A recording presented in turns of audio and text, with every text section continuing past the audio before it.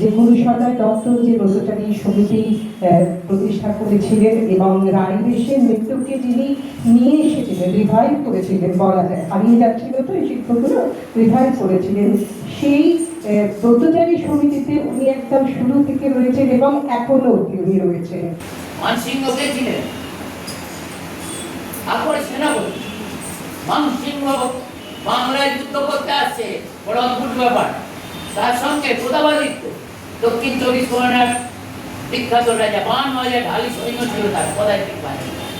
ওই রাজা মানসিংহের সৈন্যদলে ভর্তি হয়ে তারা যুদ্ধ করতে গেছে প্রতাপাদিত্যর সঙ্গে। বলতে গেছে রায়বেশে উৎপত্তি কোথায়? বীরভূম জেলা। কোথায় রায়বেশে? রায়বেশে কোথাকার লোকনৃত্য বলো, এইটুকুনি বলে না। বীরভূমের রায়বেশে বীরভূমের যুদ্ধ নৃত্য, লোকনৃত্য, গণনৃত্য।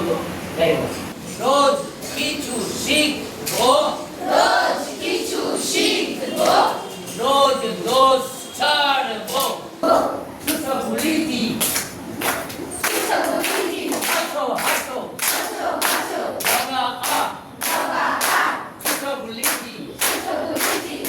এই পর্যন্ত তোমরা বলটা জানো, কিন্তু এরপরই যেতে যাও।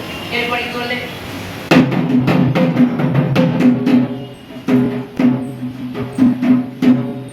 কি বললো ঢোল?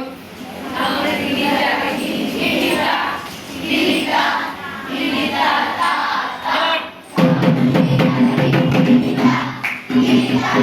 রায়বেশির নাচে পুরো নাচটা হয়ে যায়, আরো অর্ধেক আছে, ওটা অর্ধেক হয়েছে, আরো অর্ধেক আছে। সেই নাচের শেষে কসরত হয়। আজকে অর্ধেক করিয়েছে, একটা দুটো কসরত দেখিয়ে দিলাম, বাইকাও দেখে দিলাম, 8 গানা হয়ে গেল। কাল বাকি 1 গানা করবো। এই বড়টা সমানে পা যে ফেললো আর হাত ফেললো, দুটো একটা লাইনের উপরে ফেলতে হবে, তাই তো রে? আর এই হাতটাও তুলে এনে ওই লাইনে তবে গিয়ে পাটা ঝুলেছে, অর্থাৎ এক লাইনে আসতে হবে। ঠিক আছে? হাত পা তিনটে এক লাইনে আসতে হবে, বাকি পাটা আপনাতেই ওখানে ঝুলেছে। জয় জয় সোনার বাংলার, জয় জয় ভাষার বাংলার, জয় জয় ভাষার বাংলার, জয় স্বভাবের বাংলার, আর রূপ ছন্দের বাংলার।